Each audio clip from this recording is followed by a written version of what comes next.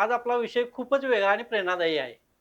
अनेक तरुण चांगली नोकरी, चांगलं करिअर याच्या शोधात असतात. पण आपण अशा एका व्यक्तीशी भेटणार आहोत, की नोकरी सोडून हा शेतीमध्ये रमला आणि शेतीमध्ये एक वेगळी क्रांती स्वतःची वेगळी ओळख निर्माण केली. शेतकरी म्हटलं, की कळकटलेला, मळकटलेला अशीच व्याख्या आहे. पण सुटातला आणि बुटातला हा शेतकरी आपण ह्या व्यक्तीशी संवाद साधणार आहोत. नमस्कार सर. नमस्कार, मी कुलदीप प्रकाश खोत, राहणार चांदेकरवाडी, तालुका राधानगरी, जिल्हा कोल्हापूर. मुळात शेतीच करायचं ना असा उद्देश ठेवून मी माझं शिक्षण पूर्ण करत होतो. पण भविष्यामध्ये एक असा प्रसंग घडलेत, की नोकरीची शाश्वती मला मिळाली नाही. नोकरीच्या पाठीमागे न लागता आहे ते शेतीमध्ये काहीतरी वेगळं करायचा असा उद्देश ठेवून मी पारंपरिक शेतीला फाटा दिला आणि औषधी वनस्पतीची लागवड आणि प्रक्रिया चालू केली. याच वेगळ्या शेतीच्या वाट चोखाळल्यामुळे मला माझं एक वेगळी ओळख निर्माण करून दिली. आता फक्त तालुका नव्हे, जिल्हा नव्हे, महाराष्ट्र नव्हे, तर अगदी भारताबाहेरही माझी एक वेगळी ओळख तयार झालेली आहे. त्यासोबतच मी शेतीकडे फक्त शेती म्हणून न बघता, मी एक शेतीकडे व्यवसाय म्हणून बघितला आणि सगळ्या गोष्टीचा लेखाजोखा ठेवल्यामुळं फायदा, तोटा, नफा, उत्पादन याचं ताळमेळ घालून जास्तीचा नफा आणि शेतीमध्ये प्रगती एक वेगवेगळी व्याख्या निर्माण केली. फक्त शेतकरी म्हणून बऱ्याच वेळेला काय वाटतं, की शेती तोट्याची असं वाटतं. तसं तिथेच न थांबता शेतीमध्ये सुद्धा सुटाबुटात बसून शेती करता येते. मला माझी आई नेहमी म्हणायची, "राबायचं गड्यासारखं आणि राहायचं राजासारखं." शेतीला एक वेगळी ओळख निर्माण करून देण्याचा माझा प्रयत्न आहे आणि ते करत आहे. आणि भविष्यामध्ये अजून एक वेगळी ओळख निर्माण करून द्यायचा माझा मानस आहे. माझी बरीचशी उत्पादने रत्नप्रकाश ह्या ब्रँडने मार्केटमध्ये विक्रीला आहेत. रत्नप्रकाश हा एक फक्त ब्रँड नाही आहे, तर हा एक विश्वास आहे. याच विश्वासाच्या जोरावर मी भारताबाहेरही माझी उत्पादने पाठवलेली आहेत आणि तोच विश्वास लोकांचा मला न तोडता गुणवत्ता आणि सेवा याच्यावरच माझी जास्तीत जास्त भर राहील. प्रत्येक मुलाला वाटत असतं, की आपल्या आई-वडिलांचं नाव मोठं करावं. बरोबर, त्या माध्यमातून मी काय केलं, की माझा जो ब्रँड आहे, बरोबर. त्या ब्रँडचं नावच माझ्या आई-वडिलांच्या नावाने सुरुवात केली. ओके, माझ्या आईचे नाव रत्नावली, वडिलांचे नाव प्रकाश. बरोबर. मग दोन्ही मिळून मी रत्नप्रकाश. रत्नप्रकाश हा ब्रँड तयार केला. अगदी हा ब्रँड गाव लेव्हलचा ब्रँड, बरोबर. आंतरराष्ट्रीय ब्रँड केलेला आहे. हे जवळपास भारताबाहेर पण ह्या ब्रँडची आम्ही विक्री करतो. याचं मला खूप आत्मिक समाधान वाटतं. युवा जनरेशन शेती सोडून नोकरीकडे वळतात. ग्रामीण भागातून शहराकडे वळतात. तुम्ही नेमकं सगळं सगळ्यांच्या अपोझिट केलाय, की नोकरी सोडून शेतीकडे वळाय. हे कशासाठी? म्हणजे याचं नेमकं कारण काय? नोकरीत काय हो, नोकरी म्हणजे गुलामी झाली. शेतकरी म्हणजे शेतकरी राजा आहे. स्वतः शेतीत पिकवतो आणि सगळे निर्णय घेण्याची क्षमता शेतकऱ्याकडे आहे. बरोबर, ज्याला पाहिजे तेवढी सुट्टी घेईल, त्या आधी पायदेशीर शेतीमध्ये राबेल. बरोबर, पण शेती म्हणजे हा शेतकरी हे राजाच आहे आणि हा राजाच राहणार शेवटपर्यंत, असं मला बरोबर. तर वाटतं. पण बऱ्याच वेळा राजा आत्महत्या करायला लागलाय. असं का होतंय नेमकं? नाही. आता हे कसं बघा, काही चुकीची निर्णय असतील शेतकऱ्यांचे. बऱ्याचदा शेतकरी शेती करत असताना अनेक धोके पत्करावे लागतात आणि आपली जी शेती आहे, ती निसर्गावर अवलंबून आहे. बरोबर, त्या शेतीला जर आपण सांगड घातली, सगळं योग्य गोष्टीचं नियोजन जर आपण केलं, खर्चाचा ताळमेळ जर साधला, तर शेतकऱ्याला आत्महत्या करायची गरज नाही असं मला तर वाटतं. बरोबर. कारण फक्त एकाच उत्पादनावर किंवा एकाच गोष्टीवर शेती अवलंबून नाही आहे. त्याला शेतीपूरक अनेक व्यवसाय आहेत. ते सुद्धा आपण त्याचं वाढण्याच्या साधनासाठी ते वापरू शकतो. अनेक असे व्यवसाय आहेत. पारंपरिक शेती न करता थोडी आधुनिक शेती करायला पाहिजे तुमचं म्हणणं आहे. नक्की आधुनिक करायला पाहिजे आणि लोकांना जे हवंय ते तुम्ही पिकवा. बरोबर. तुम्ही काय पिकवता आणि ते विकत बसू नका. नाही मला तर वाटतं की लोकांना पाहिजे बरोबर. तेच पिकवलेलं बरं आहे. आता काय होतंय बरेच वेळा शेतकरी कांदा पिकवतोय आणि तो ₹10 ने किलोने जातोय. बरोबर? तर कुठल्या वेळी कधी उत्पन्न काय घ्यायचं हे सुद्धा माहिती हां. पाहिजे. काळानुसार आपण सुद्धा बदललं पाहिजे. लोकांना ज्यावेळी मार्केटमध्ये काही गोष्टी कमतरता असेल, त्यावेळी त्याचं ताळमेळ साधून जर आपण उत्पादन बरोबर. घेतलं, तर नक्की म्हणजे नक्कीच फायदा होईल. आणि कांद्याचं जर तुम्ही उदाहरण दिलं, तर कांद्यामध्ये तुम्ही बघा साधारण तुम्ही जर आपण कांद्याची पावडर जरी करून विकलं, त्याचं व्हॅल्यू ॲडेड होईल, मूल्यवर्धन होईल. समजा ₹10 किलो जो कांदा जातोय, तो तुम्हाला ₹1000 किलो त्याची पावडर जाऊ शकते. बरोबर. फक्त आपल्याला संयम पाहिजे, पेशन्स पाहिजेत, इतकं मला तर वाटतं बघा. बरोबर. कुठला व्यवसाय करत असताना ह्या अडचणी ह्या येतातच. तसेच शेती व्यवसाय चालू करताना तुम्हाला काही अडचणी आल्या का? नक्कीच बघा, सुरुवातच कशी होते बघा, सगळं सोंग घेता येते, पण पैशात सोंग घेता येत नाही. बरोबर. बऱ्याच वेळेला पैसे नसतील तर कुठलाही व्यवसाय चालू शकत नाही. मग शेतकऱ्याकडे सगळ्यात मेन प्रश्न म्हटला तर पैसा आणि भांडवल. हेच नसतं आपल्याकडे. सुरुवातीला एक माझा छोटा व्यवसाय होता. खते, औषधी, बियाणे विक्रीचा व्यवसाय होता. त्यातून थोडीशी माझ्याकडे तुटपुंजी म्हणजे आर्थिक तरतूद थोडीशी होती माझ्याकडे. बरोबर. तेवढ्याच एक 5-50 हजारच्या भांडवलावर मी माझी सुरुवात केली व्यवसायाची. बरोबर. आणि माझ्या डोक्यात एकच होतं. फक्त कसं बघा, पैशाने पैसा मिळवायचा. बरोबर. म्हणजे कसं की व्यवसायाला पैसा व्यवसायातच घालून व्यवसाय फक्त मोठा केला मी. बरोबर. त्याच्यामुळेच आता व्यवस्थित माझा व्यवसाय, शेतीचा व्यवसाय अगदी चांगला आहे. तुम्ही इतरांपेक्षा वेगळं काय करता शेतीमध्ये? त्याच्यामुळं तुम्हाला हे उल्लेखनीय यश निर्माण झालंय? पारंपरिक शेती तर सगळीच करतात, पण पारंपरिक शेतीचा चाकोरा सोडून मला असं सुचलं की मी ग्राउंड लेवलला शेती करत असताना बऱ्याच आम्ही आर्थिक तोटे सहन केलेले आहेत. मग आमच्या आई वडिलांनी सुद्धा कधी ताळमेळ नाही घातला खर्चाचा. शेतात घातलं किती आणि मिळतंय किती याचा बरोबर. कधी ताळमेळ केला नाही. थोडंसं मी गणित जुळवायला लागलो. तर हे कुठेतरी वाटलं की बाबा हे जुळत नाही गणित. बरोबर. घालतोय किती आणि पैसे मिळतात किती आणि आपलं राबणूक किती आहे त्याचा परतावा काहीच असं नाही. मला शून्य वाटलं. मग म्हटलं जे लोकांना हे सोडून काहीतरी वेगळं करायचं म्हटलं. बाकी ऊस, भात या गोष्टी सोडून पारंपरिक पिकाला फाटा दिला आणि जी त्याच्यामध्ये जी आडवी राबणूक आहे ती थांबवली मी. आणि टेक्निकनं मार्केटचा थोडासा अभ्यास केला. त्याला अनुसरून जे काय लागतंय शेतीमध्ये वेगळं काहीतरी औषधं, वनस्पतींची लागवड आणि प्रक्रिया करायच्या उद्देशानं 2015 सालापासून शेतीमध्ये वेगळा एक प्रयोग केला आणि तो जसा पहिला माझा प्रयोग म्हणजे शेती म्हणजे शेवाळ शेती ही जी शेवाळ. सुरुवात केली मी त्याला जे माझं यश मिळालं त्याला अनुसरून बाकी मग शेतीमध्ये इतर पिकं पण घ्यायला सुरुवात केली मी. मग त्याच्यामध्ये फक्त पिकवून न थांबता त्याच्यावर प्रक्रिया करून त्याचं मूल्य वाढवलं आणि जास्तीत जास्त बघा समजा 10 गुंठ्यात काही एखादा शेतकरी समजा एक 10 टन ऊस घेत असेल त्याच्यामध्ये किती एक 30,000 रुपये उत्पादन मिळत असेल तर मी त्याच्यामध्ये 3-3 लाखापर्यंत उत्पादन घेण्याचा तेवढा मी दम ठेवला. कुठलं स्पिरुलिना केल्यानंतर तुम्हाला काय त्याचा फायदा झाला काय? नक्कीच स्पिरुलिना हे उत्पादन असं आहे की जगातील सर्वोच्च अन्न म्हणतात त्याला. जे अंतराळामध्ये अन्न म्हणून वापरतात त्या शेवाळीची आम्ही शेती सुरुवात केली. जास्तीत जास्त 2 गुंठ्यामध्ये जास्तीत जास्त उत्पादन म्हणजे बघा 30,000 पासून 50,000 पदर सुद्धा आपण त्या 2 गुंठ्यामध्ये उत्पादन घेऊ शकतो.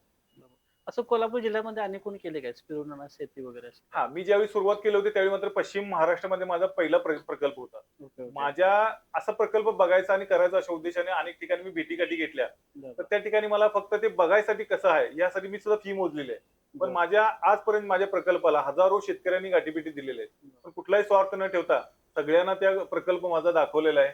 मला पण असं वाटत होतं की ह्यातनं कोणतरी घडावं, कुणीतरी करावं असं वाटत होतं. पण शेतकरी आपला आत्ताचा तरुण वर्ग जो असा आहे रिस्क घ्यायला तयार नाही. बऱ्याच शेतकऱ्यांचं माझ्याकडे असं मत आलं की आम्ही उत्पादित करतो तुम्ही माल घ्या. माझं म्हणणं एकच होतं तुम्हीच तयार करा आणि तुम्ही विका तर तुम्ही जास्त फायद्यात राहाल बरोबर. असं मला वाटत होतं. आजचं जनरेशन काय होतं की रिस्क नको आहे, कमी वेळेत जास्त फायदा हा पाहिजे. हा हा असं शेतकऱ्याला करून नाही चालणार. शेतकऱ्याला संयम थोडा लागणारच त्या गोष्टीला. मला तर असं वाटतंय बघा रिस्क घ्यायचा मोबदला म्हणजेच नफा आहे. बरोबर. रिस्क ही घेतलीच पाहिजे बरोबर. आणि रिस्क घेताना अभ्यासपूर्वक घ्यायची आहे. त्यामुळे तोटा नाही होणार किंवा नुकसान नाही होणार. झाला तर 100% फायदाच होणार असं पॉझिटिव्ह थिंकिंग करू शकतो आपण. शेतकरी हा मातीत टाकून सोनं पिकवणारा म्हणजे एवढा मोठा माणूस आहे. हो हो हो हो पण तितकाही आपली जी आत्ताची शेती जर बघितलं आपण तर ही सगळी निसर्गावर अवलंबून आहे. बरोबर. आता ह्याच वर्षी जर बघितलं आपण 2 महिने पाऊसच नव्हता असं वाटत होतं की दुष्काळच पडणार आहे. बरोबर. पण निसर्गानं पुन्हा एक साथ दिली शेतकऱ्याला. तुम्ही तरुणांना शेतीमध्ये करिअर करण्यासाठी काय सल्ला द्याल? मुळात शेती म्हणून न बघता कनिष्ठ दर्जा न देता शेती म्हणजे एक संधी म्हणून बघितलं पाहिजे. बरोबर. आणि संधीतून सोनं 100% शेतकरी निर्माण करू शकतो. कारण शेतकरी जर ग्राउंड लेवलला जर बघितलं तर एक शास्त्रज्ञापेक्षा कमी नाही. बरोबर. कारण अनेक प्रयोग तो करत असतो. दररोज प्रयोग असतो. दररोज प्रयोग असतो शेतकऱ्याचा आणि शेतकरी प्रयोग करूनच अनेक प्रयोग यशस्वी करून जास्तीचा नफा मिळवतोच. बरोबर. त्यामुळे तरुणांनी पण शेतीकडे फक्त पारंपरिक शेती न बघता वेगवेगळे प्रयोग करून वेगवेगळे शेतीपूरक व्यवसाय करून आपलं अर्थार्जन वाढवू शकता आणि शेतीला एक वेगळी ओळख निर्माण करून देऊ शकता. तसंच बऱ्याचदा आपण बघतो की शेतकऱ्याच्या मुलाचं लग्न होत नाही. पण का होत नाही? पण ते पण आपण बघितलं पाहिजे. शेतीमध्ये वेगळं काहीतरी करा तुम्ही. तुमचं वेगळं अस्तित्व निर्माण करा. कर्तृत्व दाखवा तुमचं. आणि त्यामुळं नंतर भविष्यामध्ये शेतकऱ्याला खरंच चांगले सोन्याचे दिवस येणार आहे असं मला तर वाटतं. आता आम्ही आज बघतोय आहेत. शेतकरी म्हणजे कळकटलेला, मळकटलेला असा ग्रामीण एक लूक असते. पण आज आपण एक समोर आपल्या बसले आहेत की सुटातला आणि बुटातला एक शेतकरी. बरेचदा लोक म्हणतील हा तर सुटापुटात बसला ह्याला काय शेतीचं नॉलेज आहे. पण आम्ही त्या गोष्टी ग्राउंड लेवलला करत असताना शेतकरी हा अशी व्याख्या ही बदलायची आहे मला. शेतकरी बघितला तर मळकटेल कपडे, टावेल बांधलेला, हातात कधी खुरपं दोरी घेतलेला ही व्याख्या नाही आहे. मला सुटापुटात पण शेतकरी होऊ शकतो हे मला दाखवायचं लोकांना. तुम्ही आता नवीन शेतकऱ्यांसाठी याच्यासाठी तुम्ही तुमचं काय ध्येय धोरण आहेत की बाबा शेतकऱ्यांसाठी काहीतरी वेगळं करण्यासाठी? भविष्यामध्ये मला एकाच छताखाली वेगवेगळे शेतीपूरक व्यवसाय कसे आणता येईल असा माझा मनस आहे आणि या माध्यमातून लोकांना एक आयडियल शेती दाखवायची आहे मला. तरुणांनी तिकडे यावं, बघावं, शिकावं, नवीन काहीतरी आपल्या व्यवसायामध्ये वाढ करावी आणि काहीतरी वेगळं शिकून काहीतरी आपल्या वेगवेगळी शेती चालू करावी असं मला नेहमीच वाटतं. सर खूप चांगला माणूस आहे तुमचा. शेतकऱ्यासाठी थोडंसं वेगळं शेतकऱ्यासाठी तुम्ही वेगळी अशी संधी निर्माण करताय. नक्की. बरेच शेतकरी अपयश होतात. शेतीत कोणत्या गोष्टीवर लक्ष दिलं तर अपयश होण्यापासून थोडंसं वाचाल आपण?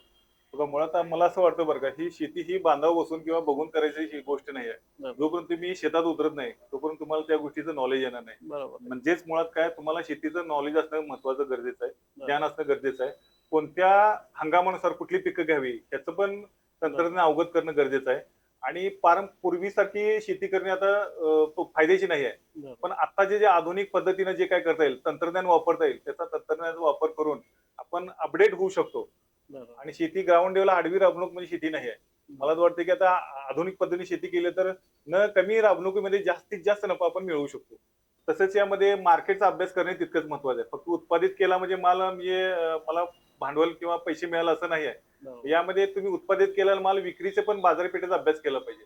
बघा मला तर असं वाटतं की शेतात काय पिकतं त्याच्यापेक्षा बाजारात काय विकलं जातं त्याचाच अभ्यास करून आपण तेच उत्पादन घेतलं पाहिजे. बरोबर. आपण उत्पादित केलेला माल लोकांच्या पद्धतीने नाही घेऊन गेलं पाहिजे, हे माझं घ्या म्हणून. लोकांनी जे पाहिजे आहे ते आपण जर उत्पादित केलं, लोक तुम्हाला शोधत देतील. हे तुमच्याकडे आहे तर हे मला द्या. त्यामुळं बाजारपेठेचा अभ्यास असणे हे तितकंच महत्वाचं आहे. शेतकऱ्यानं शेतीमध्ये आर्थिक नियोजनही करणे तितकेच गरजेचं आहे. बरोबर. फक्त खर्च करणे म्हणजे शेती नाही. खर्चाचा उत्पन्नाचं किती उत्पन्न मिळतं त्याच्यामध्ये खर्च वजा जाता आपल्याला राहणारा नफा आणि आपली राबणूक हे सुद्धा गणित जुळवलं पाहिजे. बरेचदा असं घडतं बघा, शेतकरी फार प्रयत्नपूर्वक सगळ्या गोष्टी करत असतो आणि सकारात्मक धोरण ठेवून करत असतो. बरेच वेळेला निसर्ग त्याला साथ देत नाही. बरोबर.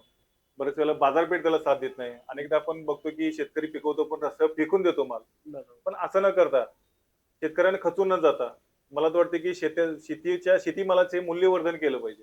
जर मूल्यवर्धन शेतीत झालं तर आपल्याला विक्रीसाठी भरपूर अवधी मिळतो. त्या दरम्यान अनेक ग्राहक शोधता येतात आपल्याला आणि त्याचं व्हॅल्यू ॲडेड केल्यामुळे आपल्याला मुख्य पिकापेक्षा मूल्यवर्धन केल्यामुळे ते जास्त नफा मिळवू शकतो. त्यामुळे शेतकऱ्यांनी खचून न जाता बरोबर. नेहमी प्रयोग करून त्याच्यामध्ये यशस्वी होण्याचा मानस ठेवावा. तुमच्या या सर्व प्रवासामध्ये घरच्यांची आणि जवळच्यांची काय भूमिका होती तुमच्याबद्दल? कसं आहे बघा, कुठलीही सुरुवात करत असताना सुरुवात ही विरोध हे घरातूनच होतो. बरोबर. पण जरी घरातून विरोध झाला तर असं मला कधी वाटलं नाही की बाबा ही माझ्या विरोधात आहे. त्यांनाही एक काळजी असायची की बाबा आपला मुलगा कुठं चुकू नये, नुकसान होऊ नये किंवा बऱ्याचदा आपण बघतो एखादा व्यवसाय सुरू केला जर आणि त्याच्यात अपयश जर आलं, तर एखादा उमेदीने जो व्यक्ती करत असतो, तरुण करत असतो, त्याला अपयश आलं तर तो पूर्ण खचून जातो. अशी एक चांगला भावना असेल की बाबा खचला तर बाबा पुन्हा नवीन सुरुवात होऊ शकत नाही. बरोबर. त्यासाठी विरोध हा चालायचाच. पण आपण जर तिचे आपले कर्तृत्व किंवा सिद्ध करून दाखवलं आपल्याला, सुरुवातीला शेजापाजारी पण त्यांना वाटायचं काय पिकं घेतोय, पारंपरिक घेत नसल्यामुळे त्यांना वाटायचं काहीतरी पिकवायला आहे किंवा असं वेगळं काहीतरी वाटायचं त्यांना. बऱ्याच वेळेला त्यांच्या चेष्टेचा विषय पण आम्ही व्हायचो.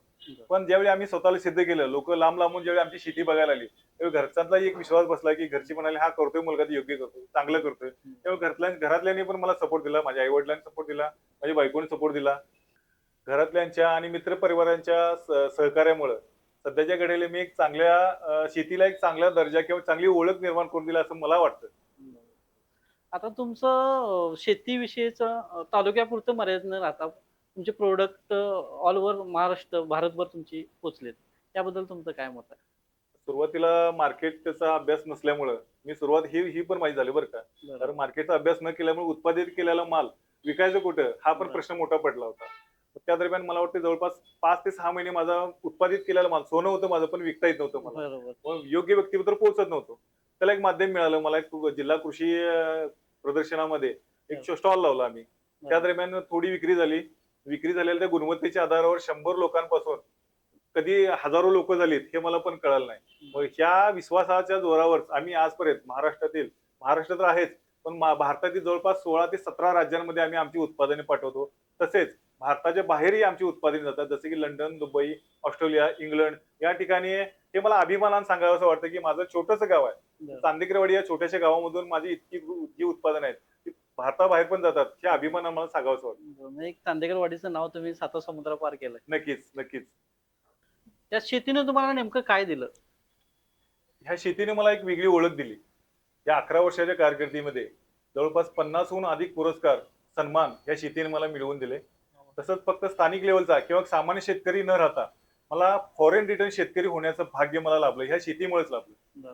कारण महाराष्ट्र शासनानं शेती अभ्यास दौऱ्यासाठी मला 3 देशांमध्ये निवड केली होती. याच्यामध्ये मलेशिया, फिलिपाईन्स आणि व्हिएतनाम हे 3 देशांसाठी मी शेती अभ्यास दौऱ्यामध्ये सहभागी झालो होतो. आणि भविष्यामध्ये परदेशातील शेतीची टेक्निक असेल, तंत्रज्ञान असेल ते आपल्या शेतीमध्ये अवगत करून शेतकऱ्यांना एक मॉडेल शेती दाखवायचा प्रयत्न माझा 100% ह्या भविष्यामध्ये मानस राहील. एका शब्दात उत्तर द्यायचं आहे. नोकरी की शेती? मी तर शेतीच म्हणेन. का? अहो, मी मालक आहे माझ्या व्यवसायाचा. नोकरीच्या गुलामीपेक्षा मला माझ्या शेताचा मी मी मालक आहे. सर तुम्ही नुसतं शेतीपूर्वक काम करताय की अजून काय वेगळा व्यवसायामध्ये काम करताय? मुळात आमचं कोणत्याही संकटाला तोंड देण्याचं सामर्थ्य आम्हाला आमच्या कुस्ती या खेळामुळे मिळालेलं आहे. तुम्ही पैलवान पण आहात. हां, अगदी मला वाटतं 1992 सालाला पहिली कुस्ती माझी खासबाग मैदानमध्ये अ, हिंद केसरी दिनानाथ सिंह यांच्या मुलग्यासोबत झाली होती. Okay, okay. हां. आमची पार्श्वभूमी तशीच आहे. रक्तामध्येच आमच्या निगेटिव्ह काही नाही आहे किंवा सकारात्मक ऊर्जा असल्यामुळे जे करेल, जिथं लाथ मारली तर पाणी काढेल, अशा भूमिकेने आम्ही पुढे आलेलो आहे. म्हणजे तुमचं मातीशी जे नातं आहे ते कुस्तीपासूनच कुस्ती आणि माती हे पहिल्यापासूनच तुमचं सुरुवात जवळचं आमची नातं. लाल मातीपासून झाली आणि आता काळ्या आई म्हणजे काळ्या मातीपर्यंत आम्ही शेवटपर्यंत आहोत. मातीशी असं मला नातं वाटतं. तुमचं अगदी घट्ट आहे. जोडलेलंच आहे. हो, हो. अजून कुठल्या क्षेत्राशी तुम्ही काम करताय? अजून फक्त शेती करत असताना फक्त अर्थार्जन हा हेतू न ठेवता समाजाचं पण आपण काहीतरी देणं लागतो अशा उद्देश ठेवून आम्ही वेळोवेळी जे सामाजिक दातृत्व असेल किंवा जे देणं असेल समाजाचं शेती व्यवसायामध्ये किती प्रोडक्ट तुम्ही तयार केलाय? आज तागायत आम्ही सुरुवात एका उत्पादनापासून झाली होती. पण आता ह्या घडीला आम्ही जवळपास 100हून अधिक उत्पादन आम्ही स्वतः बनवतो. त्याच्यामध्ये शेतीमध्ये कमी बहुवार्षिक पिके असतील, कमी कालावधीची पिके आहेत, मध्यम कालावधीची पिके आहेत. त्यातून वेगवेगळे उत्पादन आम्ही एकेरी चूर्ण असेल, अजून काय असेल, हे सगळ्या गोष्टी बनवतो. जसे की शतावरी आहे, अश्वगंधा आहे, कोरफड आहे, गवतीची आहे, बीट पावडर आहे, पुन्हा दुधी भोपळ्याची पावडर आहे. अशी इतर भरपूर उत्पादनं आहेत. आवळा पावडर आहे. भरपूर होतं आणि हँडमेड साबण हे आम्ही बनवतो. जवळपास 5 ते 6 प्रकारचे हँडमेड साबण बनवतो आम्ही. त्यासोबत गुलकंद असेल, असे अस्थिसंधान आहे, मेषशृंगी आहे. असे वेगवेगळे उत्पादन आम्ही प्रत्येक आजारानुसार जे लागतील ते शेतीमध्ये आयुर्वेदिक शेतीमध्ये आम्ही ह्या सगळी उत्पादनं बऱ्यापैकी घेतो. सर अजून कुठला व्यवसाय तुमचा शेतीपूर्वक सक्सेसफुल झालेला आहे? तर शेती म्हणलं की मधमाशी. मधमाशी पालन आमचं जवळपास 6 वर्षापासून मी मधमाशी पालन ही करतो. शेतीचा अविभाज्य घटक म्हटला तर चालेल. कारण जितकं जे उत्पादन होतं, जर पॉल्युलेशनच जर परागीभवनच जर झालं नाही, एखाद्या ठिकाणी पिकाच्या ठिकाणी जर आपण मधमाशांची पेटी ठेवली, जवळपास 35 ते 40% उत्पादन वाढतं. म्हणून ह्याला अनुसरून आम्ही मधमाशी पालनाचा पण निर्णय घेतला. आत्ताच्या घडीला आपल्याकडे मधाचंही उत्पादन खूप चांगल्या पद्धतीचं होतं. ते मधचं प्रोडक्शन तुम्ही स्वतः करताय का? हो, मधाचं उत्पादन आपल्या स्वतःच्या मधमाशी पालन आहे. माझे स्वतःचे पेट आहे. असे नवनवे व्हिडिओ पाहण्यासाठी आमच्या बिझनेस आयकॉन सिरियलला लाईक करा, शेअर करा, कमेंट्स करा. धन्यवाद.